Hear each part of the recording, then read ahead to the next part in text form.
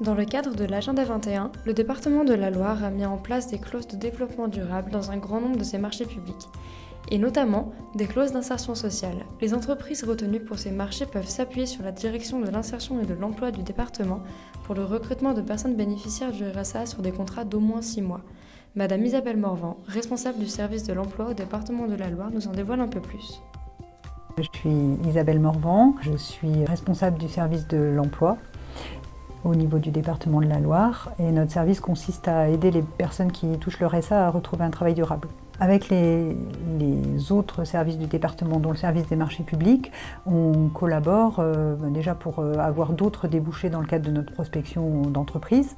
Ces entreprises ont affaire avec le département et le service nous sollicite pour nous donner de l'information par rapport aux marchés qui vont se tenir et surtout aux entreprises retenues. L'entreprise Chazo, spécialisée dans le transport de passagers, est l'un des partenaires du département de la Loire. Cette dernière emploie régulièrement des personnes en insertion professionnelle. Nous travaillons aussi avec Madame Morvan depuis de nombreuses années et nous avons déjà eu des expériences avec des personnes RSA. Afin de permettre une bonne intégration des bénéficiaires et de présenter le bon profil correspondant aux attentes des entreprises, la sélection des candidats s'est affinée.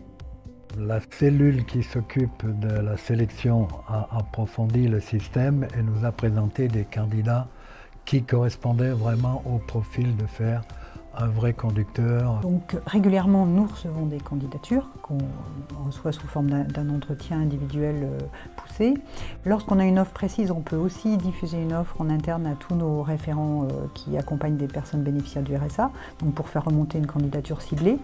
Et puis, dans le cadre du transport de voyageurs, il y a une collaboration avec la Fédération nationale des transports de voyageurs qui organise des formations et qui source des candidats, y compris parmi nos publics. Grâce au partenariat entre le département de la Loire et l'entreprise Chazo, ainsi qu'à sa conseillère du département, Madame Morvan, Monsieur Bouty, ancien bénéficiaire du RSA, a pu accéder à une formation et signer un contrat en CDI. Au départ, j'ai fait ma formation ici pour comprendre l'itinéraire et les directions des lignes.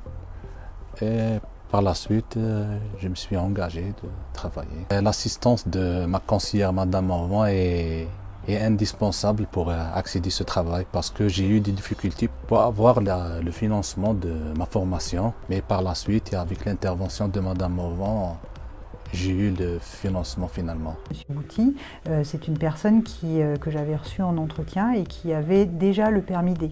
Donc l'enjeu, c'était de lui permettre de travailler comme conducteur de transport de voyageurs en ayant une attestation qui s'appelle l'AFIMO et qui est quelque chose de facile à obtenir, entre guillemets, mais les places de formation ne sont pas faciles à obtenir. Je suis salarié, j'ai l'intention de rester travailler ici.